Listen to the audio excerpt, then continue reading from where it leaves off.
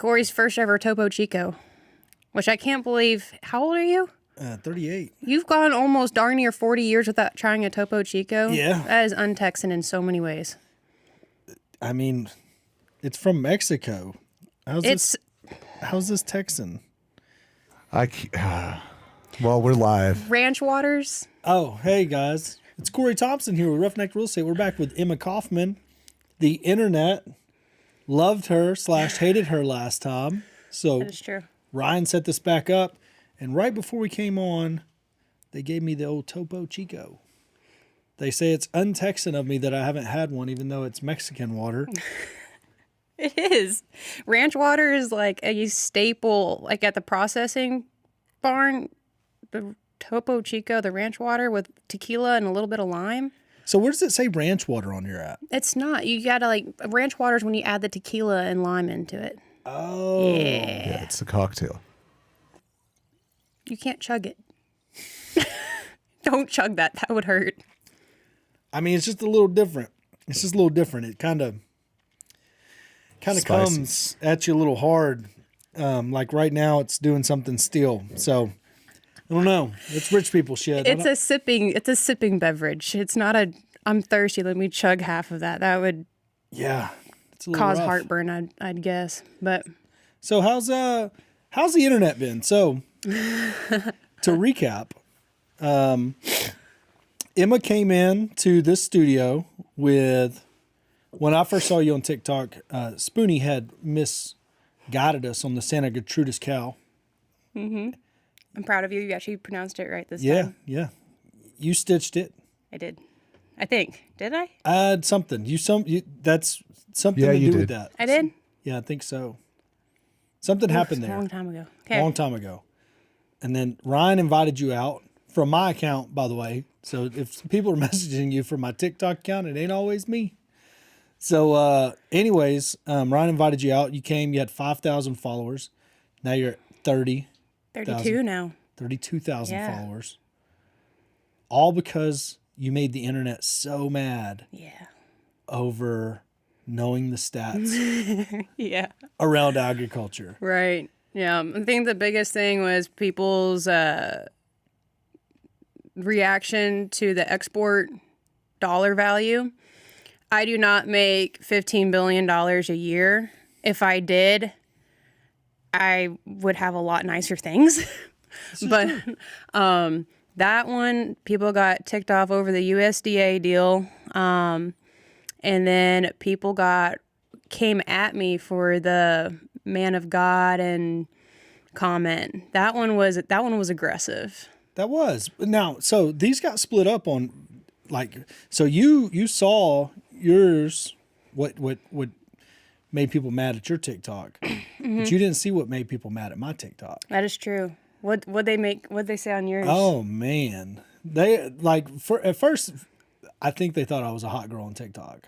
I think that's what was happening, because it was it didn't get weird in my DMs, but it was like there was an aggressive amount of followers that came. I was like, oh, okay, they think I'm her. You know, Cruise off this, yeah. yeah, like this doesn't make sense. But then I got to seeing what they were saying, because I don't read the comments. You read the comments. Sometimes. I don't. I'm terrible at it. They got to remind me all the time. Go comment on this or go clap back. And sometimes I do, sometimes I don't. It's just not my thing. Yeah. Anymore. I used to, but I get banned every time I say something. So I'm like, I can't be honest with you, so I'm just going to stay quiet. But they got really, really, really upset. This the top video. Top video was this one right here. The grain-fed versus grass-fed. What's been those? Yeah, that one. That one made them mad. Yep. They were big in the comment section. It's not my fault you were uneducated. I can't say that. That's really aggressive. It's not my fault that, the general consumer is very removed from what they see. The label, they see the pretty packaging, they see something that looks natural, and they feed them all of the feel good buzzwords. But in actuality, those labels, a lot of those labels are pretty misleading, but they know that they can charge a higher price for them. And if it comes in a pretty package and it has a little green label on it, people will be willing to pay more for it. So why wouldn't they put the packaging? That's been my argument since day one of people are just too far away from their food. They're just way too far away from their food. We come to the Metroplex here. We're in the Metroplex now. You know, you can't see any food being grown from where we're at right now. No, and there's a big issue going on with the right to farm. I don't know if you know much about that. No, enlighten me. So the right to farm is a bill that we're trying to pass through because of the growing Metroplex areas and the areas that is still deemed a part of that city. They are now trying to tell producers that you can't grow your hay above a certain height. I saw this. Yes, because a city has up to 250 feet, I think, that they are allowed to mow as a buffer zone. And you can't, so it takes away part of your, whether you're doing row crops or just hay production. Then also, you have to put up your bales within 24 to 48 hours after baling. That's really hard sometimes. Yeah. So I saw that because that gentleman on TikTok drove his tractor from here to Austin. Yeah. Because it's like Colleyville or something. He's got a bunch of he basically leases vacant land. Okay. In the city. Have you not seen this? Oh yeah, he drove his John Deere cab tractor On the I-35? to I-35 to in front of the Capitol building. That's a good way to get killed. It's see if you can find this guy. I-35, people are nuts on that thing. He probably took feeder road. He probably stayed. I on would the feeder hope road. so because that's but dangerous. At some point, he would have to get on and off. But Yeah. he took it to the Capitol and to protest the city councils up here in the Metroplex. It's like Carrollton, Farmersville, oddly enough, all those towns. He has certain. It ain't very big plots of land, but a few acres. But it adds up. And he's bailing it, and the city council, which it was a. I mean, I'm surprised the city council knew this, but they were like, "Why are you bailing Johnson grass?" You know, and I was wondering the same thing. I was like, "That kind of looks like Johnson grass, but it's whatever. If you're bailing it, like if you're spending money to bail it, I don't know why they could tell you that's not a crop." You get what I mean? Yeah. And I don't know. I'm sure the comment section is going to let us know if bailed Johnson grass is a good for cattle. Well, it's the same thing with sunflowers. I mean, do you categorize sunflowers as a crop? Like the average day person, would you say sunflowers is a crop? I would because. But like the average person. I don't know. I don't think so. Probably not. Well, I would beg to say that people would not categorize sunflowers as a crop, but it is, especially right now with there's such a large planting season. You can start now all the way to middle or end of July, and it doesn't need very much water. And it's like a weed. Yeah, it's kind of. I mean, I always thought sunflowers are more weed, but at the same time, it's kind of like a cover crop. It's something to keep that dirt and that soil down because the lack of water and then that big windstorm that came through, I mean, absolutely trashed our wheat.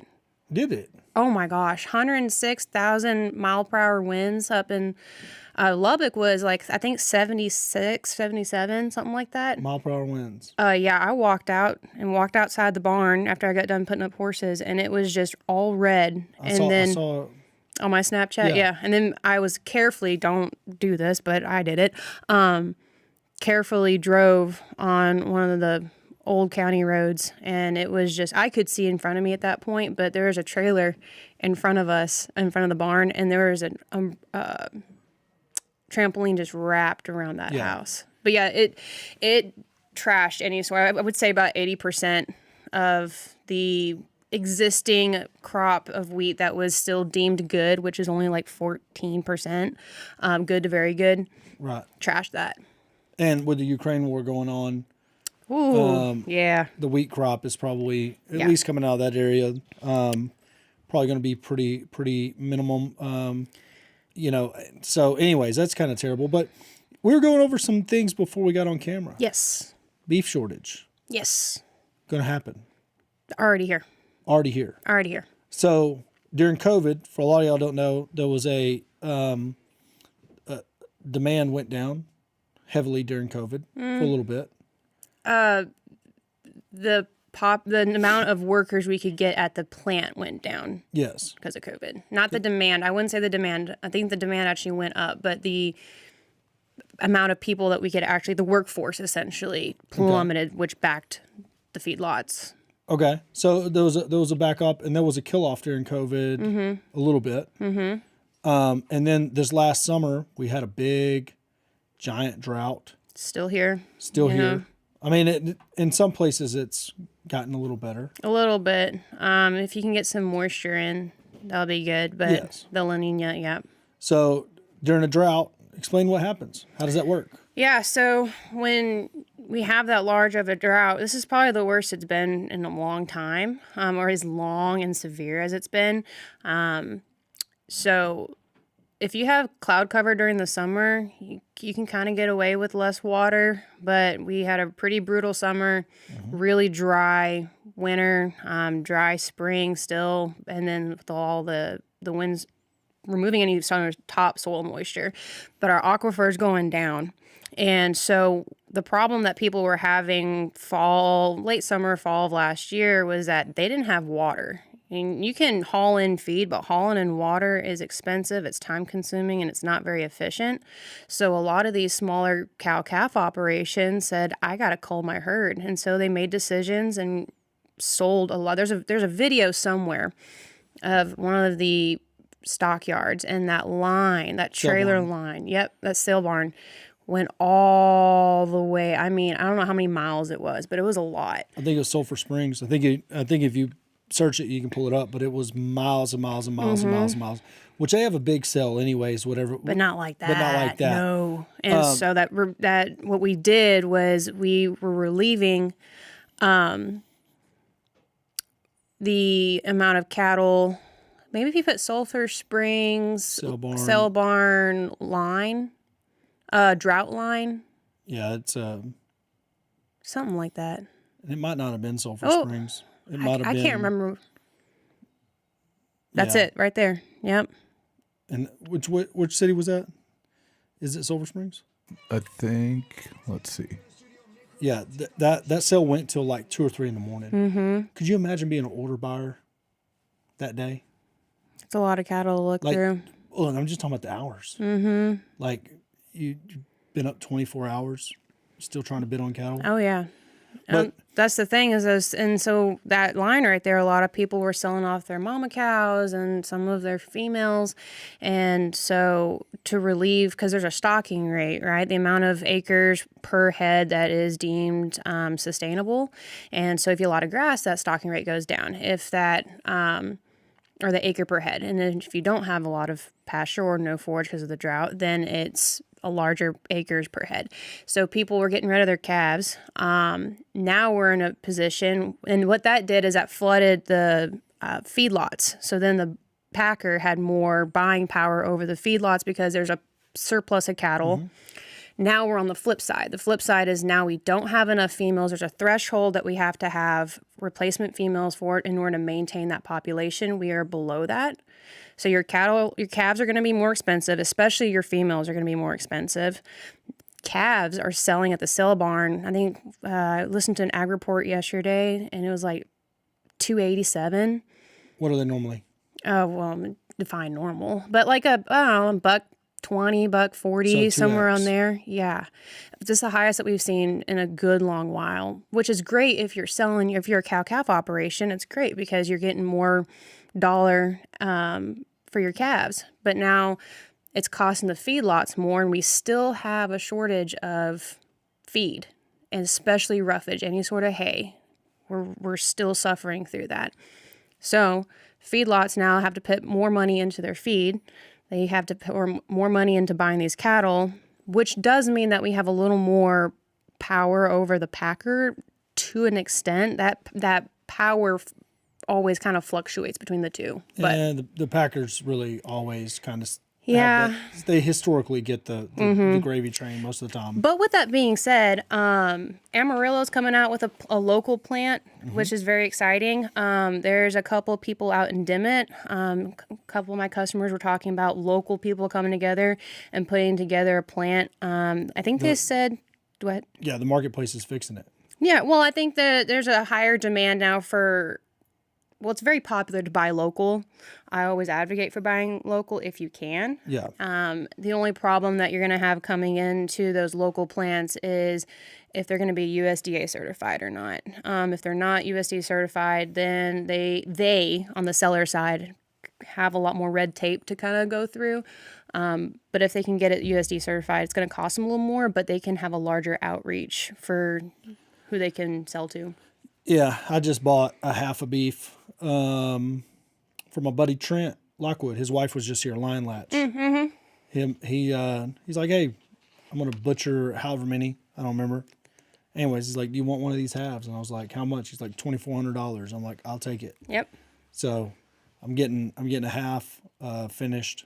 I don't know what cuts I'll get. I'll probably get like all the good cuts and hamburger. Yep. The hamburger's popular. That'll be it. They'll be like, and then what's the good cuts? I don't know. Ribeye, more ribeye. Sirloin probably throw in there a little bit. A little bit of sirloin, but I'm not a big sirloin guy. Okay. Brisket Fajitas. maybe. Yeah, a lot of fajita meat. I don't even know if I want a brisket. I'll just Really? hamburger. Just hamburger. You Yeah. can do a lot with hamburger. Hamburger is the number one beef product consumed. Oh, I don't doubt it. Like, yeah, no, because it's also cheap, but also might want some tallow now that you told me that we're about to beef fat. Yeah, so that's the other thing with that lower cattle inventory numbers is that we're going to have to import more. I think the number one thing that we're going to have to import is trim. And so I think most of that's going to come from Canada, just because we tend to like Canada beef better than Mexican beef. Okay. Just because they have a lot more regulations up there than Mexico does on the packer or on the harvesting side. So I would say that a lot of our trim's going to come from Canada. Y'all are making fun of me for not being a good Texan, for not drinking the Mexican water here. Do you eat Mexican food? I do, but Okay, when's the last time you had a Canadian meal? Hey, Nah, caught him. Hey. Caught him. is there even a Canadian meal? What is Hell, it? I don't know. Maple syrup. syrup and Canadian bacon. That is the most ignorant comment I probably made in a long time. They wouldn't have called it Canadian bacon if it wasn't Canadian bacon. You It's know, really just ham. I've visited Canada several times, and I can't tell you what a standard Canadian meal would be. Have you heard of poutine? Yes. Corey, you would love that. Poontang? Wait. I don't know. Is it Poutine is is that like the banana? it's fries, French fries with brown gravy and cheese curds. Oh yeah, no, that sounds delicious, and it's my favorite kind of gravy. I only eat brown gravy. Okay, get out of Texas. No, I'm playing. So what else is going on in the ag industry? So droughts affecting cattle. How's it affecting everything else? Oh, it's affecting everything. That's what your food prices have gone up. Let's take a pause. Yes. Let's cross over industries. Okay. Okay. Do you hear a lot about the credit lines that the men are using in their increased interest rates? Yes, which the cash buying market is what's kind of freaking everybody out right now with that bank closure. We didn't really see a whole lot of freak out yet on the market side, because there is a thought that they're going to postpone the increase of interest rates because of the bank closure. I don't know how much I believe in that, but I don't think they will. I don't think they will either. But here's the thing: like they're raising interest rates to hedge inflation because of the Fed's balance sheet. But if you ever look at a chart of the Fed's balance sheet, and we looked at this yesterday, it skyrockets during COVID because they gave a bunch of money to the consumers. They didn't give it to the producers; they gave it to the consumers. The consumers had more money than the producers could create products, and you got inflation. Bada bing, bada bang. So now the Fed's trying to lower their balance sheet, but they'll never get it back down. They'll never get it back down, and so some interest rates being raised is okay, but like right now, I mean, I don't know how somebody that produces beef that's paying a higher interest rate, that's got a higher input cost, is going to lower their prices to the consumer. And so the beef prices will continue to go up. And I assume every other industry in ag, any other crop, also goes on a credit line. I don't know how many of those guys are cash. I mean, they're always, now they're a conservative industry, but tons of them use credit lines. Credit lines, and then your biggest deal is any sort of LRP or crop protection. That insurance, if you're not doing that, I would highly recommend doing it, because it don't matter if you're growing cotton, corn, rice, or beef. That insurance will, especially like this past year, I've had customers tell me that that's the only really nice check that they got was from the insurance. Well, and that's, yes. And then the government comes out and subsidizes a lot of things whenever droughts come in. I don't know.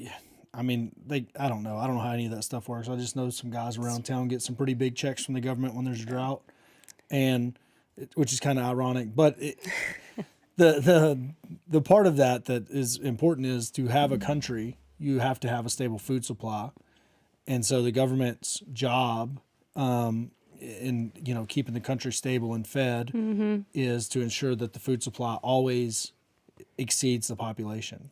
Yeah, if you want to get all conspiracy theory on the whole derailments and the plant burn downs and everything else, and it's kind of 50-50 on the internet. Some people are, oh yeah, it's a little too coincidental for me too. And then you have other people who, it's like, oh, you got to quit fear mongering people. It's not fair. It's fact. Let's throw the cards on the table. Now, is the economy going to crash tomorrow? No. Is the food source and supply going to crash tomorrow? No.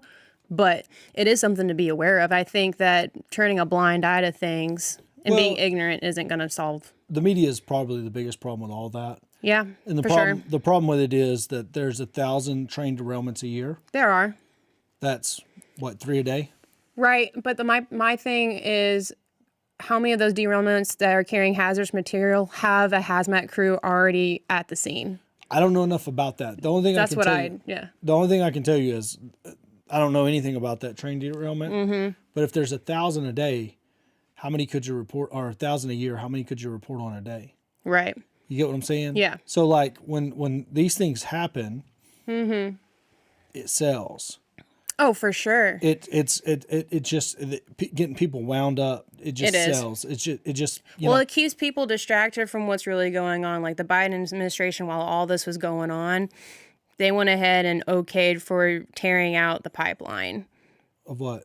Oh, the pipeline that he shut down when he first took office. Now they're going in and ripping it up, which has people ticked off, because you're talking about environmentally friendly. That's the exact opposite. But all of that being said, like the media, their job is to sell you Tide.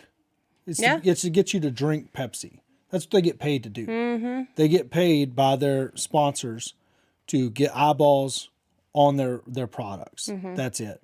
So if a train derailment creates a huge fire and you've got 1,000 a year, then for the next however many weeks, you can wind up a train derailment a day and keep people wound up and keep their eyes on the prize, which is buying more Tide, buying more Pepsi, whatever the little gold coins are always selling on the commercials. Yeah. You know what I mean? Like all that. Gold. And so then the internet grabs that same fodder and is like, oh my gosh, another train, and they hype each other up. That's why bank run's so dangerous during today's economy. Like that whole bank collapse situation, we've covered it over and over again today, but it's something to look at. But like the government has to step in and insure all the depositors. If they don't, the contagion from it will wipe the whole system out. Right. Because everybody, I mean, it's like, how much money you got in the bank, liquid, right now? See? Above 250 or below 250? Below 250. You have no. Like I said, I don't get paid $15 billion a year. I don't have that kind of dough. Well, but you don't have any risk. I will take donations. You don't have any risk. But if enough people on the internet start hollering and screaming that your money's not safe at the bank, you can walk into the bank and say, hey, I want it all in cash. And they'll have it. They'll hand it to you. And you'll walk out the front door with it and stick it in your pillow. Right. And it'll be a while before it makes its way back to a bank. Okay. The ironic part about that is enough of y'all, like, that are perfectly insured and perfectly fine, can destroy a bank. Y'all can wreck a bank, but the bank can't do any harm to you. Right. Like the bank could go under tomorrow and you wouldn't have any harm. Mm-hmm. So it's like, the other people that I know I have a couple of friends that own apartment complexes that had exposure to one of the banks out in San Francisco. Okay. Not the SVB, but the other one. Mm-hmm. Anyways, he wired us $100,000 because he didn't have another bank account. So he's like, "Hey, can I wire you money?" We're like, "Yeah, you can wire it to our trust account. Your property management client wired it to us." So he wired it, but he got it out of harm's way because he had more than $250,000 in that one bank account. So he lowered that amount down.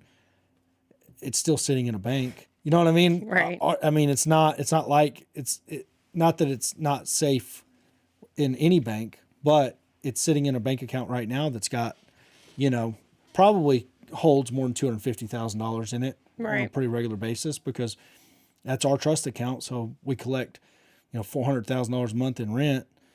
It's always holding some money. You know what I mean? So it gets $100,000. It's probably over the threshold. I mean, you can't just wipe all those deposits out. Like you wipe those deposits out because a bank goes under. Like there's going to be a lot of people that are, But anyways, it's irrelevant. Money's always sitting in a bank.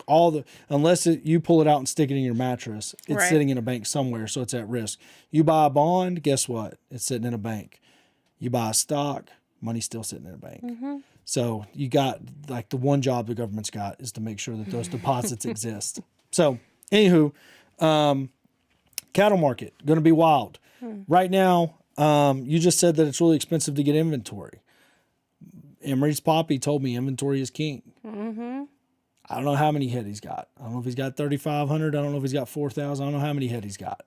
But he's been buying them for a while because he thinks the price is just going to go insane. What do you think it gets to? How bad do you think it gets? I don't know. I'm not an economist, so it's hard for me to really pinpoint something like that, especially this kind of moment in time that we were in. I really haven't experienced a whole lot. I think the last time it was this bad, I was still in grade school, so it wasn't something I think I really paid attention to back when I was in 5th, 6th, 7th, whatever grade I was. I think it was 2000. I'd be lying if I try to pinpoint a year. Yeah. But yeah, it's just the inflation, the interest rate. It all gets passed along to the consumer at the end of the day. The prices that you see is not going straight to the producer by any means. Well, this time. Well, yeah, but I mean, at the retail counter, what you're paying for is you're paying for packaging, you're paying for transportation, pretty much everything after that producer, and when they sell that product, you're paying the majority of that dollars going to them. Now, the producer has a lot higher input costs. Like the big question is whether or not we're going to put fertilizer down. Fertilizer's so damn high. Well, it's high, and if you put it down and it don't get rain. Exactly. This La Nina that we're still trying to hopefully get out of here pretty soon. That's our biggest concern, really, is the fact that from a producer standpoint, it's high risk, high reward. But then again, if I don't do this, what will the crop insurance do? Because at this point, like I said, wheat pasture, what is it? 14% of Texas's wheat pasture is graded good to very good. 29 something percent is graded fair. Everything else is poor to very poor. And that's the condition it's in. That's the condition. So the USD, they grade corn, cotton, wheat especially. They'll go out there and they'll grade on an average of what everything is. And that's so low that there's a lot of question on how we're going to feed, what we're going to feed, because cotton's the same way. And so cotton, what do they feed off cotton? Cottonseed hull? Cottonseed hulls, cotton burrs. I mean, gin trash. Yep, all that gin trash that you see that are in bales. Some people put that out as the gin trash itself is very nutrient poor. There's not a lot there, but it is roughage. So at least gives them something to chew on and keep that rumen moving. Or people will put that into a ration. But like all these nutritionists are trying to figure out how, if we need to change this ration, what we're going to change it to that's equal in nutritional value without jacking up the cost. Okay. So it's a balance. And then there's a lot of changes this year. The antibiotic label thing coming out, and What's the FDA. Hold on while I. Chug. Well, I just want to see. This label says growing. Mexico. I'm drinking water from Mexico. It's going to end poorly for me, I know. While we're talking about labels, the USDA labeling would keep going. The FDA has come out, and they are removing any animal antibiotic off of over the counter, which now means that you have to have a script for anybody. Yep. Time out. Yep. Is this ivermectin related? Ivermectin is a dewormer. This would be more like your LA200, LA300. Okay. Those. But Like an antibiotic injection. Yeah. The reason that they're doing that is because all you drug people out there are cutting drugs with animal-based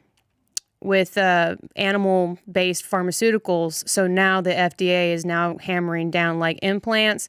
Implants went through a whole rechange as of June 23 this year. You can't re-implant cattle depending on what implant that you're using. So the war on drugs has spilled over into the cattle industry? Yes. And horse industry.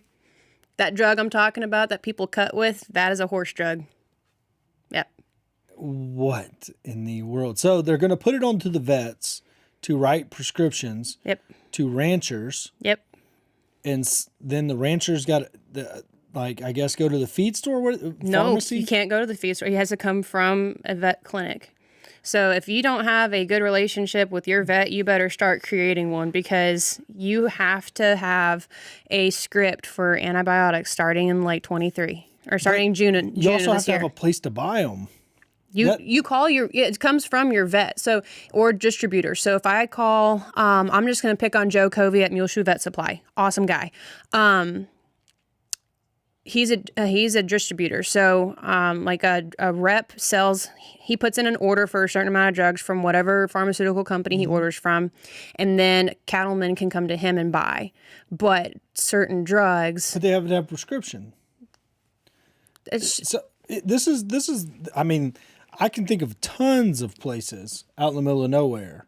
So I guess these will come in through the mail. Maybe it'll be a little bit streamlined, and he could maybe get them in the mail. there's certain drugs that you can get. Like I can get certain drugs for my horse, and then I just put in a script number online, and it's usually less expensive than paying at the vet clinic. But it depends on what the drug is. But the vet clinic, you keep saying this. There's places where there's no vet clinic. Yeah. There's plenty of feed stores out there. There's not a lot of vet clinics. Your vet can mail stuff to you. That's not a problem. Okay. Like they put it in a package and dry ice it and like send it your way, or maybe not dry ice, maybe cool packets, but they'll send it your way. So you can get it delivered, but it has to, basically you have to have a script now. You can't go to some feed store at, or Tractor Supply at 10 o'clock at night and you're like, shit, I ran out of LA200, and then go over there and buy a bottle. No, you just got to try to bum some from your neighbor. That, when you're in that kind of bind, because you're not, I mean, what a huge waste. Well, and then with this whole traceability thing that certain associations are trying to push for, if you and I are neighbors, right? And I order X amount of drugs and my operating yard is X amount ahead. Theoretically, you should not be using over a certain amount of drugs per year based on the cattle I have at my yard. Now, say if your hands dropped a bottle of, or a case of Draxin, that's a lot of money. So I'm just picking on Draxin. And then I say, well, I've got some here. I'll just go ahead. You're processing cattle here. And I give you a case. Now your whole numbers are going to be off. So yeah, it causes I'm not a fan of it, if you can't tell. This shit's dumb to me. This is what's dumb to me. If they're trying to curb the use of animal antibiotics by drug heads, okay, by druggies. That's what they're trying to do. It's because it's spilling over into. So you have to understand that The food USDA stands for, this, United States Department of Agriculture. Like the Farm Bill, people are talking about the importance of the Farm Bill. Your food stimulus programs come from a budget of that Farm Bill. So like your food stamps and everything. So everything in USDA is not necessarily specific to the producer or food production. And the FDA comes in and they're in the food and drugs. So they're the finished product of your food sources, but then also the drug and application side. FDA is not only animals, but it's human too. Okay. So you have kind of like this overlaying circles of each industry. So the FDA is trying to come in and say, oh, well, people are buying your stuff to use for other things that's impacting but it's dumb human population. It is dumb. They haven't they're trying to solve this problem from the animal antibiotic side. You haven't even solved the problem from the doctors writing fucking pillhead side. Like doctors write fucking bogus scripts all the time to their fucking pillhead people. They like, you have plenty of work if you want to curb crackheadism. Like, it's like a cancer, and they're trying to cut off a very small like the middle of, they think is the middle of the cancer. It doesn't.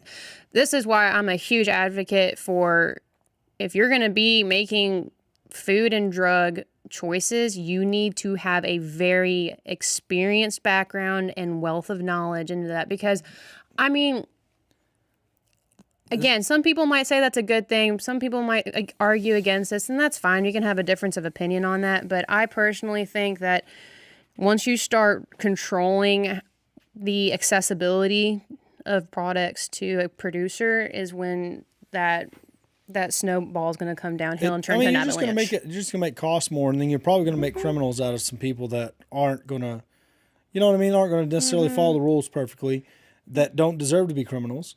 And in the meantime, the crackheads are still going to be doing crackhead shit because they're crackheads. They don't care. Yeah, breaking into your rental in Lubbock. Breaking into my rental in Lubbock, they're going to be stealing my catalytic converter, and they're going to just figure out a way to get whatever this horse shit is they need to fucking make their dope. Yep. That's going to be life. And that's crazy to me. So, wow. Yeah, So, all fun things. So that's happening this year. The same thing with the implant deal. All these pharmaceutical companies had to get things relabeled. The idea is for clarification of replantation protocols. I view it the same thing as the antibiotic deal. So you got that change coming up. It's going to be a very interesting year. Yeah, I don't know. It's going to be a very expensive year in my personal non-economist perspective. Well, look, your food costs in the year of 2022 rose by 11.9%. Okay. So we talk about this whole egg thing, right? The egg shortage, and everybody kind of threw jabs at a particular nutrition company that I'm not going to name. But before you start throwing accusations and jabs out, the fact of the matter is we had 2 major waves of avian influenza come in. It wiped out 43.9 million egg-laying hens in the United States alone, causing a shortage of your egg-laying females, which caused a shortage of eggs. Your egg prices went up 295% the week of Christmas. Wow. 2022. I didn't know that. 200, yeah. Isn't that insane? I mean, I've seen the memes. Yeah. I mean, the internet lost its mind, and and people are like, oh, I switched from this certain brand to a local feed mill, and I'm like, look, do whatever. I don't care what you feed. I'm not in the nutrition business anymore. I'm in the helping you manage your input cost business. But what I will say is that you have to think about the avian influenza deal. So the little chicks that you buy at Tractor Supply, they're not going to be your top producing females. Whoa. They're not. Yeah. If I have a solid genetic line of females that are, just rock star egg layers. Hold on. Let's time out for a second. Okay. These ugly ass chickens I see on the truck ain't even real life chickens.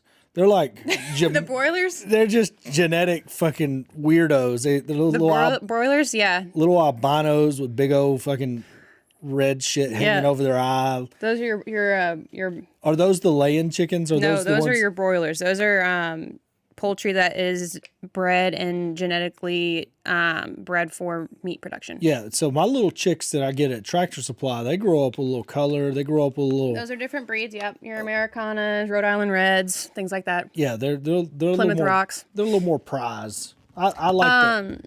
Yeah, I mean, you can.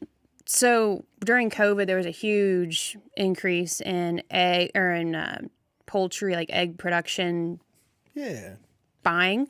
Spoonie got him a whole flock during Yeah. COVID. And I had some too. I had one that laid blue eggs and brown eggs and white eggs, and I liked them. I mean, they were cool to have around.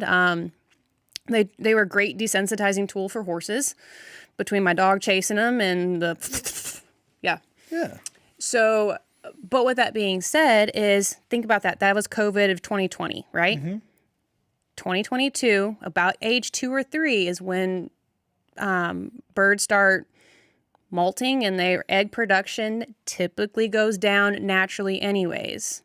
So then you have the weather, then you have the bird flu. the bird flu. Then you have the age, just the natural cycle of things. These old ladies can't keep up no more. That's right.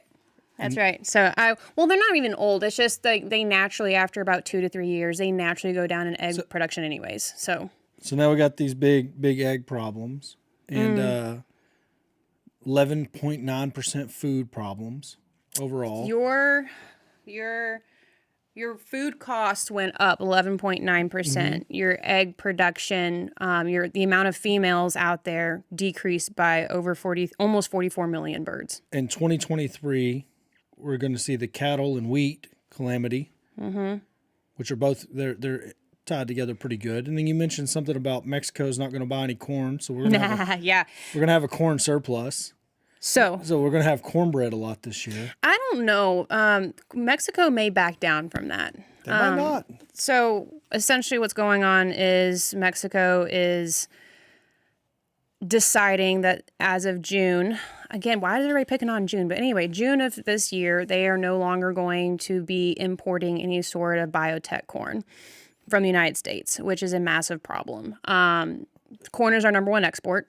Hold on. Who's it a problem for? It's a problem for people selling corn, but people buying corn sounds like there might be an opportunity. Could be, but then you're going to kind of have the same thing with the cattle market. I mean, you're going to... Look, it's going to get shipped out no matter what. It's going to go somewhere. I might have me a Scrooge McDuck, like palace full of corn, just doing backstrokes in it. Well, I will say that if the Mexican government decides to dig its heels into the ground, we very could much on the feeder side see a decrease in our corn pricing. But then you have to think about, as a corn producer, if I grow corn... I mean, everybody loses every now and then. I mean, if it's your day in the bucket, corn people, it's your day in the bucket. Right. It's a very give and take. Yeah, you've had it good for a long time. That's right. If you're growing corn and you're going to be sad about having to sell it cheap to a feedlot, so my cow can get fat. Feedlots are going to love that. Yeah, they should like it. That's the problem, though. And the fact of the matter is, it would be different if Mexico had a scientific argument for this decision, but it's not. It's not a scientific based argument at all. And so, what's the difference in the corn? Like this corn, biotech corn? Is it good corn, bad corn? It's the same nutrient value. The only thing is it uses less water. Oh, so it's as to not get too scientific into it, but the main gist is we are genetically selecting products or commodity ingredients that take up less water. So is it genetically modified or genetic selection? Yes. Okay, I like that. Yes. Genetically modified corn. And Mexico is putting up a tough stance over genetically modified corn. I didn't know they'd gone full lib down there. You should have seen them during COVID. They still make you splash your feet. I went down to Guadalajara last year. They make you splash your feet in these little pads with like antiseptic stuff. Then they put this nasty, greasy Germ-X on your hands. You still have to wear a mask, and they take your temperature before you can enter a restaurant. That's pretty cool. But here's what I want Mexico to do: if you're not gonna take our GMO corn, okay. I don't want your GMO fentanyl.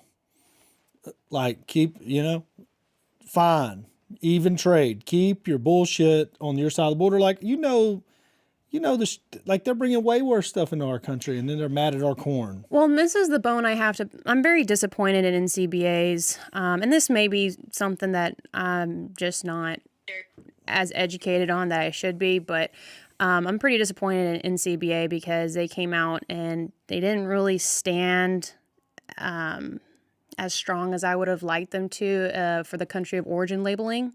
Yes, I would love to see the country of origin label on my beef. Well, I would too, because then, so the big thing is, does it have to be born here? How long does it have to be fed here? How long does it, I would be fine if the livestock came over and they had to be here for like 120, 150 days, right? Finish or whatever, packed here in the States. Yeah. That I'd be fine with. But what's happening is that the definition says any product that, as it stands right now, anything can be said product of the USA, even if it's packaged in another country and it ships here and gets repackaged. Yeah, that's not good. That's not a good rule. That's my personal opinion, and I think NCBA does a lot of great things, but there's a few things that I was kind of disappointed.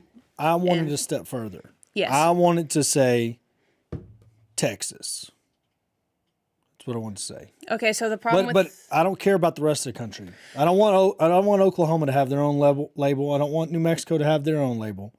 I just want to eat Texas beef, and I want to see it at the grocery store. Or harvested. I want it from the time it plops out onto the ground to the time it takes its last breath and gets on my plate. I want it to be in Texas. You would almost have to create a whole new program for that, because the problem is, and I'll be talking about this, or we've been talking about this before, but the EIDs and how it's not mandatory in the United States. This is my preference. I know, but like you got to think about how is that going to be tracked? Oh, I don't care if it's tracked. I just want to be lied to.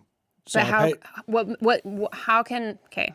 What I'm saying is that has to be tracked somewhere, because if I'm in New Mexico and I ship cattle to Texas, then I can say, Texas. Yeah, you can just be like, that dumbass Texan's going to pay more for it, put a Texas label on it, and boom, my dumbass will be at the grocery store paying more for it. People kind of already doing that privately, but yeah. Yeah, that's what I would do.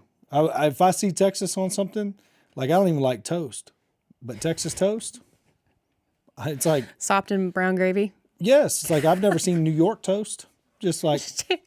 Chicago pizza, deep dish. I mean, it's not my fan. Won't touch it. I'm not a fan of it either. Won't even. It's either cauliflower, born and raised in Texas, or no pizza for me. I mean, but anything Texas marketing, like you've never seen a Rhode Island edition. Well, Chevy. That's what the Go Texan. The whole idea behind the Go Texan logo at every, like, if you see, it's a little Texas with a circle around it. It's a Go Texan. It's anything that's produced, made and produced and packaged in Texas. And I look for that label. I throw it in my buggy. Yep. I don't even need it. I'm like, I don't even like lemon pepper cart. season. Boom, it's in the buggy. Grocery cart. But you can't call it a buggy. Cart. Buggy. Cart. You say pecan or pecan? Pecan. Thank you. See, I'm not from for Georgia. all the internet. That is the correct pronunciation of pecan. Pecan. We're not pecan. We're not idiots from Georgia. You can pee. Huh? You can pee. Pecan. Pecan. It's not pecan. It's pecan, and that's going to start a lot of wars, and I am ready for it. That's what Georgia says. We don't say that. That's what the incorrect pronunciation. I know. Here's one. Okay. Here's one. Caramel. Wait, hold on. Yes, caramel. That one gets people. But what about salmon? Salmon. Yeah, salmon. That's how your generation says. Oh, it. some people say Solomon. Salmon. No, Solomon is a book in the Bible. That's no, close not enough. Solomon. That's close enough. It's salmon. Salmon. The older generation says salmon. Salmon. The liberals say salmon. No, I'm playing. But seriously, that's like I can't tell you how many times I don't know. The older generation says salmon. Salmon. Do you say caramel or caramel? Caramel. Caramel. Definitely. Yeah. There's no caramel. Caramel. Yeah, I feel like that needs to be hyphenated. Caramel. I think that's pronounce it that way. No, I think that's the slow kids that were having to sound it out in school. They fucked that word up for all of us. You know. They're like signing it out. They got a little stutter, you know. They're just trying it, and that just became it for them. Their parents didn't have the heart to tell them, you know. No, baby, that's not it. In case y'all were wondering, we are not politically correct around here at all. So yeah, they that's Sohail, you got any other words you hear people protest or mispronounce? There's one I heard the other day. Oh, what is it? That one. Yeah. What about crappie? You ever heard anybody call it crappie? But it is spelled crappie. I say crappie. You say crappie? Crappie. Crappie. I get a lot of shit for ALMOND. Almond. Okay. What is it? I think it's that. I mean, I don't know. Almond. It is almond. I say almond. Almond. What? Whoa, now I'm fucked up. Yeah, I know. Hanging my head in shame. Imagine if we had a few drinks into this with that almond. Yeah, but a few drinks in, everything sounds right. That's right. It's like nothing sounds wrong then. It's like, they just a little drunk. But all right, so a lot of weird stuff happening in agriculture. A lot of weird stuff happening in banking. 2023 outlook. It's gonna be It's gonna be a roller coaster. What are we looking at? I think Emery's been playing on. Nope. Is that Emery? That's Scrooge McDuck. That's a Scrooge McDuck money pit, but it's corn. Oh, that's so good. So good. So, what should people look out for? What are some of your goals this year? I mean, we went over a lot of negative stuff. What's some of your goals this year? It's easy to go down that road. Yeah. Well, I mean, I'm indifferent about it. Yeah. You know, it's like I got a lot of people that have invested in our fund that are in the cattle industry. Yeah. Talk a little bit more about that. Yeah, we raised $5 million. You say that as if like it's no big deal. $5 million. Well, we're going to raise more. We're going to have a second round of raising for 2 individual properties. Okay. So what's the fund it's geared just towards? It's just going to buy and sell real estate. Okay. Going to buy and sell real estate. It's going to rent some real estate out. It's just going to operate real estate. The 2 individual funds, one of them, we got a land lease that we're trying to get locked in, and then we're going to sell it to a fund that we're going to be a part of because that'll be great with no debt on it. With debt on it in this debt environment, it's going to be a little sketch. And then the other one, we're haggling over some acres of land. Is that the one you were talking about the other day about you're leasing out? Yeah, so we have... They're like bulldozing the building that's there just to build their own? Yeah, we have a building, and... See, I pay attention. See, the big deals, like this deal would make so much money. It'd make so much money. But they take so much runway. That deal costs us almost $9,000 a month to own while it sits vacant. Okay?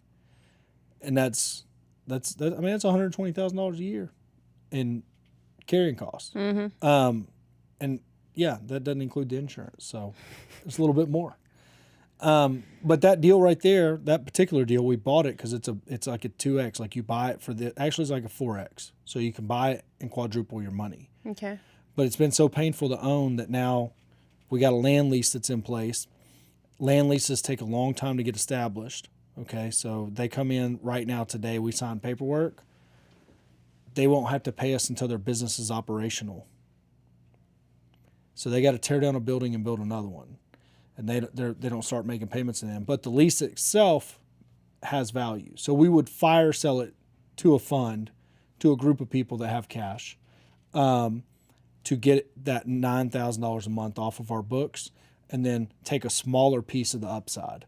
Okay. So, like basically, if we sell this thing to the fund, it gets established and it collects a year's worth of rent. You can then sell it for $2.5 million. So we could kick it to the fund at like $900,000, and then the fund could sell it in a year for $2.5 million. That's just how money works. Right. Interest rates go down, it just gets that much better. It's like interest rates. Do you think they're going to go down this year? I just don't think. I don't think they care. I think they're. I think if they cared about it right now, they would see that inflation's not continually rising; it's staying flat. From like when did they reset it back to zero? Like this 6% that they're touting, the 7%, this 8%, this 9%. where was zero at? Yeah. Was zero in 1995? Because that's not accurate. Yeah. Like 1995 inflation right now to today's what 2x? Like it's 150%. So when did they zero it out? Because they should just hit that button again and zero it out today. Would be nice. You know what I mean? And just leave interest rates alone and just let's see what happens. Because So you think that people that are looking, to or making a decision whether to rent or to buy their own place, do you think they should just go ahead and buy? I think right now they could negotiate some equity. I think right now they could, but even then we're in it every day trying to buy properties. People don't want to sell. It's had an inverse effect. People that have a lower interest rate, they don't want to upgrade houses. They'll just stay in the smaller house for a little bit longer. Yeah. You know, they do not want to give up. It's a mental thing for them, but they do not want to give up that 3% interest rate to go get into a 6% interest rate. Right. So they're not going to do it. So inventory is scarce right now. There's going to take real blood in the streets for inventory to come back, and real blood in the streets takes layoffs. And they're already talking about raising interest rates until there are layoffs. So it just, I mean. I was looking around in Lubbock. I couldn't really find anything that was either worth the price that they were asking, or it was a complete just remodel, and I don't have the time to put into a remodel like that. So anyways, it's one of the things that as far as real estate goes, you know, I think we're in some sort of stagflation where prices stay flat, go down a little bit for the people that do need to sell. I think certain price points are going to be hurt more, and certain price points are going to be helped. Like if you got something for $150,000 or less, you got gold right now. Like you know, that thing is liquid. An investor will buy it. Almost anybody will buy it. We're still moving that stuff.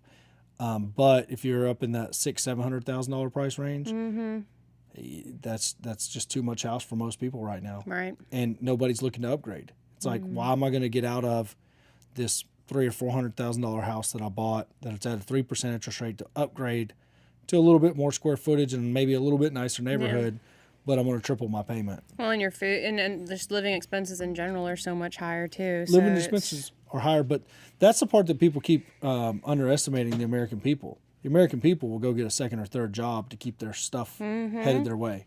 Nobody's going back to a flip phone from an iPhone. That's right. They'll just get another job. Right. You know what I mean? So it's like people underestimate the American people all the time on that. I think overall people are going to have to give raises. Like minimum wage right now hasn't gone up, but I don't know anybody that doesn't pay $15 an hour.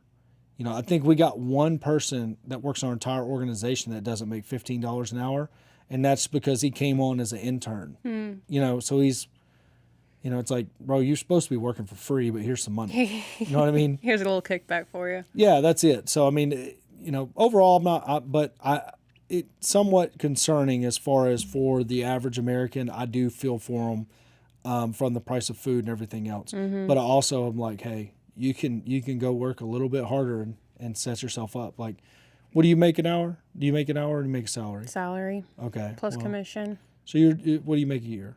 You care? You don't. Nobody likes talking about money. I can't legally. She's legally bound by. Well, I make less than you a year. I promise you. 1,000%. Okay. Like 1,000% make less than you. Simply because that's how I choose to live. But the companies I work for, they make a ton of money. And that's really the gist of it. You know what I mean? Like, but either way, I don't know. The American people have. They're resilient. I think that, and then people are I think they're starting to kind of realize, and this is the thing, I think for the first time since probably my grandparents' era or generation, this is the first time that food's actually been expensive. And I think people are making a lot more money conscious buying decisions. At least they're not ignoring it like we did probably from, I don't know, what would you say, like the 80s at least till today. I mean, really, food wasn't. I ignore it. I have no control over it. Like, none. Well, you don't have control over it, but you do have. I mean, if you're going to go in there to Whole Foods versus a farmer's market. But there's a bunch of people that like Whole Foods is a whole thing. You know what I mean? It's like people pay Stupid prices for the same crap. Yes, astronomical prices. I would much rather buy from a local producer than any sort of Whole Foods or any grocery store. I go down to the farmer's market. I do business with my customers. If they are buying something or if they do something. I've got one guy that he has a winery on the side. I'll buy wine off of him or someone. And that's the thing. Like, most people are like that now. Most people will go to the farmer's market. It's a lot more popular to do that. And the number one question I get is, well, how do I find that? I mean, Facebook, you go on to just Marketplace, you just kind of look it up, go to a farmer's market, look around, go to your local feed store. There's 9 times out of 10, I've never been to a feed store that doesn't have this. There's a bulletin board people put their business cards on, or hey, this is for sale or something, eggs for sale, or yep. The farm raised eggs became really big during COVID. That's why everybody had those chickens you were saying they're from the Tractor Supply. They're not that good, but well, I'm picking on Tractor Supply. Any co-op that has those chicks in are not your cream of the crop. Those are the best chickens on earth. I endorse those chickens. You just go buy all those chickens you want. I mean, if you don't know any, but from where else are you going to get them? That's the question. Everybody has a chicken guy too, though. You and I have different connections. You go to the hood now, everybody's got a chicken. Like, I'm out buying houses all day. There's fucking chickens everywhere. There's chickens in the street in South Dallas. It's like, why all of a sudden, like, everybody's talking about egg prices. I'm like, there's more chickens on earth now than I've ever seen. Like, but maybe they're all Tractor Supply chickens that can't lay eggs. It's a new black market. But it's like, she just told us that chickens can only lay eggs for 2 years. There's a bunch of people with 10-year-old chickens just walking out there. They can lay more than 2 years. It's just after the 2-year mark, they usually go down in egg production. And so there's a guy that's with a 10-year-old chicken. He just kicks that bitch every day. He's like, bitch, why ain't you laying no eggs? It's like, well, see, my grandma, she's down in Louisiana, about an hour outside of New Orleans, and she had a hen for, gosh, I don't know how old that thing before it died. 10, 12, 13 years? There's a chicken. There's a bunch Matilda was her name. But chickens getting beat right now because they ain't laying eggs no more. And all they got to do is tune into the podcast. We'll tell them. Tenderized chicken. They're not good. They're not good past a couple of years, guys. You got to trade your chickens out. No, I would say, there's some hens that stay laying forever. There's some till the day they die they're laying eggs, and then there's some of them that, and it depends on the breed too, because not the Tractor Supply chickens. Oh my gosh, you're just trying to stick the internet on me. No, like the Rhode Island Reds, those are my favorite. I think that they're great females. I think they throw out a lot of eggs. Americanas too. White Plymouth Rock is also a popular one, but some of those fancier people or fancier breeds, they might look cool, but outside of a lawn ornament, you're not gonna. Now, quail eggs, there's a lot of people that are doing quail and pheasants, and they're starting to, now they're tiny, but I got the quail egg experience is bad. Why am I not surprised? What happened? So whenever you work in the oil field, there's sales companies would come by to the rig and they'd bring you pickled quail eggs. So, and I can't do pickled eggs. So they bring pickled quail eggs. So they're, like she said, they're little tiny eggs, and they're in a mason jar, and they're pickled. And as the new person, they would challenge you to drink the brine. Yes, you did not. I did, and it's terrible. You just puke. It's vinegar with weird egg juice in it. It's like whatever. See, I'm not a deviled egg person. I'm not a boiled egg person. So the pickled eggs, I couldn't do it. And then you got Pickles pig feet. You ever tried those? I've not. My experience has stopped at pickled quail eggs. Pickled anything ain't getting in this mouth. So I won't even eat a pickle. Really? No. See, I love pickles. Pickled okra. That's my kryptonite. You want to be my best friend? Get me some pickled okra, and we'll be best friends. They're just too slimy. They look weird. That's a weird You texture. look weird. I do look weird, but it's just bad. But anyways, so we got to wrap this thing up. You got a lot going on, so something like that. Yeah. She is Double E Ranch. Yep. On TikTok. Okay. So go give her a follow. This guy's asking for earnest money, so he's so fun. He's so cute. Anyways. YouTube now too. Whole 9 yards. I know. Yes, you're on YouTube now? Yeah, I've got like a one reel type thing.